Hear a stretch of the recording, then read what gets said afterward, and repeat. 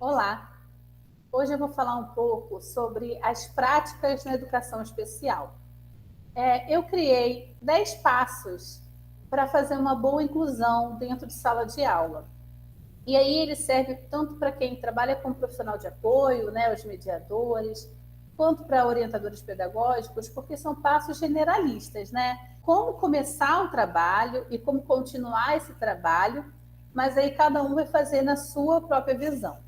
Então, eu pensei aí, eu coloco o nome como Saberes e Práticas da Educação Especial. E é um passo a passo básicozinho mesmo. É claro que os alunos não têm manual de instrução, e aí por isso são passos de como iniciar e manter esse trabalho. Mas a sua sensibilidade vai falar mais alto, e aí a gente vai conversando no decorrer desse vídeo. O primeiro passo é observar. E aí é observar esse aluno e olhar para ele sem pensar no laudo. Só observar as suas características, se despir de qualquer preconceito, e preconceito nesse caso aí não é de discriminação, é do que a gente já ouviu antes por algum vizinho ou por algum outro professor, se despir desses conceitos e só observar a criança. Quais são as características que ela tem? O que ela gosta? O que ela não gosta? Né? O que ela faz? Quais são os hábitos dela? Quais são as atitudes? Olhar para essa criança. E olhar não naquela coisa de só passar. É olhar e enxergar aquela criança como um ser único, né? Então, pensar no que ela gosta, no que ela costuma fazer, observar essa criança. Esse aluno, porque também pode ser um adulto. O segundo é conversar. E aí é conversar com qualquer pessoa que te ajude a conhecer melhor o aluno. E isso também inclui, principalmente, o próprio aluno. A gente tem a mania de achar que pela pessoa ter deficiência, ela não se conhece.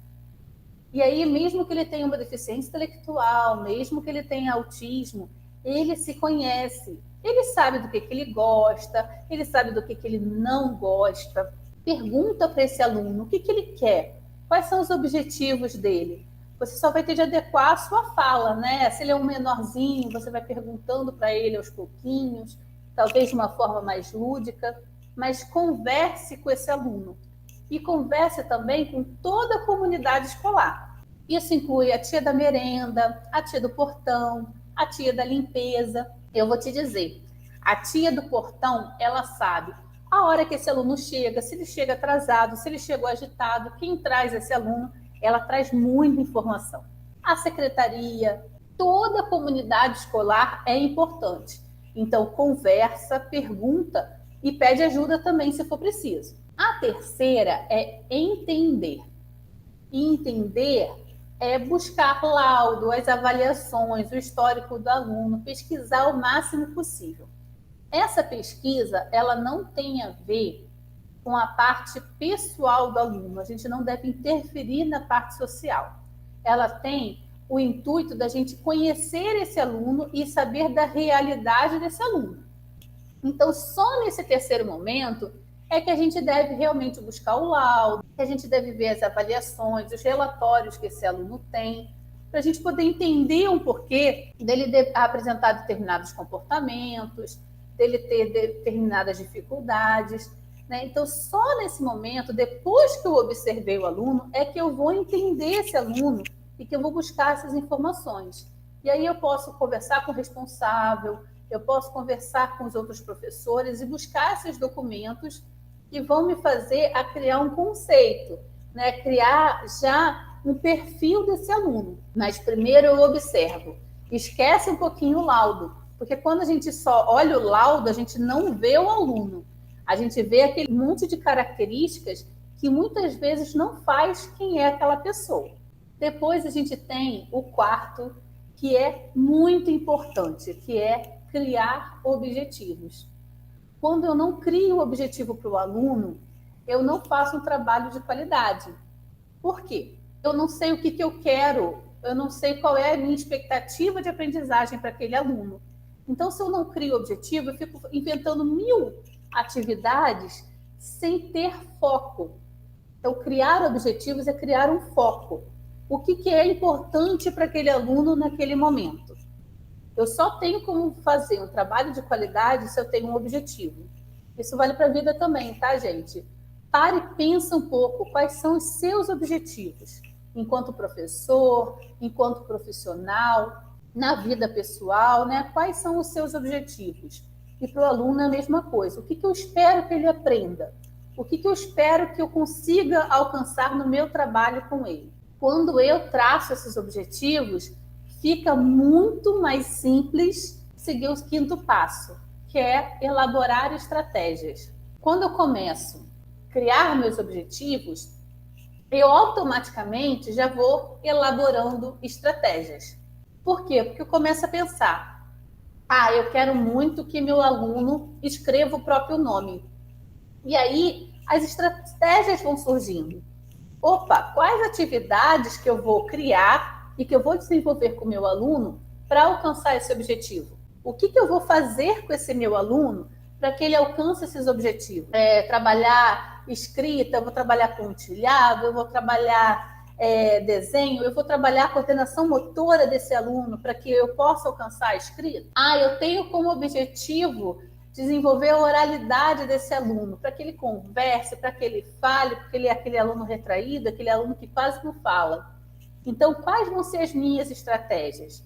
Eu vou trabalhar bastante música, eu vou conversar bastante com ele, cada dia eu vou trazer um tema para ver se ele se interessa e a gente conversa. Eu estou elaborando estratégias para alcançar aqueles meus objetivos. E esse objetivo ele tem que ser realista. Não adianta eu criar objetivos que não vão poder ser alcançados. Então, eu tenho que pensar quais são esses objetivos. Eles são verdadeiros? Dá para alcançar no prazo que eu tenho? Então, se eu tenho um ano aí de trabalho, o que eu vou fazer com esse aluno? Agora a gente tem pouquinho tempo, a gente já está lá no final do ano. Então, eu vou pensar assim, em 3 meses, em 2 meses, qual é o meu objetivo para esses 2 meses? Vou fazer que esse aluno ele consiga estabelecer uma rotina, então eu vou pensar nas estratégias para ele estabelecer essa rotina. E é muito importante que eu pense no objetivo para que eu tenha estratégias claras, bem definidas. Né? Quando a gente não tem esse objetivo traçado, a gente fica inventando muitas atividades e essas estratégias elas ficam rasas, fracas, porque eu vou trabalhando com esse aluno sem foco, né? Sem entender o que é mais importante para ele. Cria o objetivo, elabora estratégia e aí realiza. Porque não dá para ser aquela dieta que a gente sempre programa para segunda-feira. Tracei o objetivo para o aluno, e se eu já pensei nessas estratégias, então eu tenho que realizar. Eu tenho que ter coragem, eu tenho que ter iniciativa e fazer com o meu aluno. Então, se eu pensei em fazer um debate a cada semana, ou se eu pensei em fazer um jogo, se eu pensei em trazer música para a sala de aula, eu tenho que realizar, porque senão eu não alcanço o meu objetivo. E aí, depois que eu realizei, eu tenho que avaliar. Avaliar não é aquela prova que a gente está acostumado, que é de papel, discursiva, múltipla escolha. Não é isso. É avaliar o meu trabalho, é pensar. Deu certo? Não deu certo? É avaliar a aprendizagem desse aluno. Ele aprendeu? Foi de qualidade? O que a gente pode mudar? Né? Como foi esse processo? Será que poderia ser diferente? Será que eu posso fazer alguma coisa diferente? É sempre avaliar a aprendizagem do aluno, se esse objetivo foi alcançado, e o meu trabalho, né? Como foi a minha atitude? Foi bom para mim também? Será que eu participei desse processo da forma como deveria? Então, se avaliar e avaliar a aprendizagem do aluno é importantíssimo para acompanhar esse desenvolvimento e chegar no objetivo que a gente traçou lá no começo. O 8º é registrar, escrever em algum lugar todo esse processo. Isso é importante porque na educação a gente deixa o trabalho para o outro no ano seguinte ou no período seguinte. Fora que ninguém está livre de sofrer um acidente, de ficar doente, de entrar de férias e outro colega ter de assumir o nosso trabalho.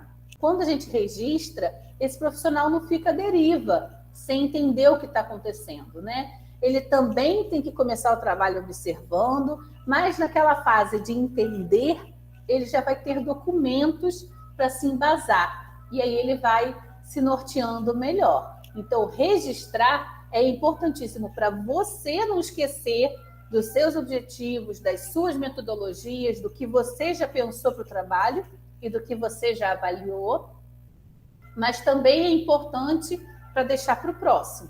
O nono, mas isso não quer dizer que ele seja menos importante, se for necessário, recomeçar. Eu já observei meu aluno, já entendi meu aluno, eu estabeleci metas, né? Pensei nos meus objetivos, elaborei estratégias, mas lá na minha avaliação eu percebi que não foi legal, que eu não alcancei meus objetivos. O que eu vou fazer? Recomeçar. E aí eu vou começar de outro jeito. Vou observar novamente esse aluno, vou pensar em novas estratégias, vou talvez pensar em outros objetivos e aí recomeçar. Às vezes o professor ele se exime de trabalhar com o aluno com deficiência porque ele acha que não vai conseguir nada. Mas vale muito mais você tentar alguma coisa e não conseguir depois desse processo e aí reavaliar o trabalho e recomeçar o trabalho do que simplesmente não fazer nada. Avalie o seu trabalho e, se for necessário, recomece. Vai na tentativa e erro mesmo, né? Vai tentando, às vezes funciona em alguns aspectos, em outros não funciona, então é importante fazer essa avaliação e criar esse ânimo para recomeçar. E, por último, é não esquecer. Não esquecer o quê? Que não existe prática inclusiva que não pense em flexibilidade. O professor de educação especial, o professor inclusivo, ele tem que pensar em flexibilidade. Não dá para pensar mais na educação como todo mundo aprendendo igual, como todo mundo sendo igual, e que quando eu for ensinar igual para todo mundo, que todo mundo vai aprender. Então, a gente tem que ser flexível, tem que pensar em novos métodos de ensino, em novas aprendizagens. A gente tem que entender que o professor, ele precisa, o profissional de educação, ele precisa ser flexível. Ele precisa se adaptar às condições que ele tem em sala de aula, à sociedade em geral. Não esquecer também da importância da ludicidade. Ser lúdico não é jogar o tempo todo, não é brincar o tempo todo, mas é brincar com o objetivo, é fazer jogos, é contar histórias, é pensar que aquela velha prática do cuspe e giz a gente nem usa mais em todas as escolas, né? Que ela se perdeu. Ela também tem o objetivo, mas ela não pode ser a única estratégia de ensino, né? Então é importante que a gente faça essa mescla aí de cuspe e giz, mas também fazer uso da ludicidade. Não esquecer também da importância do trabalho em equipe. Educação não funciona sozinha. O aluno tem que ser bem atendido desde a matrícula até a direção. Todos fazem parte de uma equipe e cada um tem a sua importância. O pessoal do apoio, da limpeza, é de extrema importância, porque é horrível trabalhar no lugar sujo, de estudar no lugar sujo. Então, é importantíssimo para que a gente se sinta bem, se sinta num ambiente saudável. Também é importantíssima a tia da merenda, é importantíssima a tia do portão, o profissional, né, de educação, os orientadores pedagógicos, os orientadores educacionais, a direção, qualquer suporte dentro da escola, profissionais de apoio, professores de sala de recursos, professores regentes, todo mundo tem que trabalhar em equipe. Não esquecer da importância da empatia, pensar no outro, se colocar no lugar do outro, é importante para a gente trabalhar a nossa sensibilidade. Não esquecer da afetividade, e afetividade não é beijinho, abracinho. Afetividade é respeitar o outro, é entender o outro, o lugar de fala do outro, pensar no outro. A afetividade tem muito a ver com empatia, né? A gente fala muito, ele é tão afetuoso porque ele fala desse jeito, carinho. Isso não é ser afetivo. Também é o toque, o beijo, o carinho, também é afetividade. Mas quando a gente está na escola, a gente é profissional. Nesse caso, a afetividade tem muito a ver com respeito. Dar a fala para o outro, ouvir o outro, entender o outro, saber do horário que ele está mais agitado, que ele está mais agressivo, compreender esses momentos E aí, quando a gente dá a importância do nosso trabalho e a gente entende o aluno, observa o aluno, a gente também está sendo afetuoso com ele. Não esquecer do dinamismo, ser proativo, tomar iniciativa, não ficar esperando que aconteça, fazer acontecer. Pensar fora da caixinha, e pensar fora da caixinha é realmente olhar o que ninguém vê, ser criativo, trabalhar essa criatividade, pensar fora do que a gente já está muito acostumado a fazer, joga fora aquele planejamento que você usa 10 anos o mesmo planejamento, gente. Não dá para ser inclusivo se você usa aquele mesmo planejamento todo ano. Vamos começar a pensar fora da caixinha. E, por último, entender o significado de aprendizagem. Eu não posso ser profissional da educação se eu não sei o que é aprendizagem, se eu não sei como os meus alunos aprendem.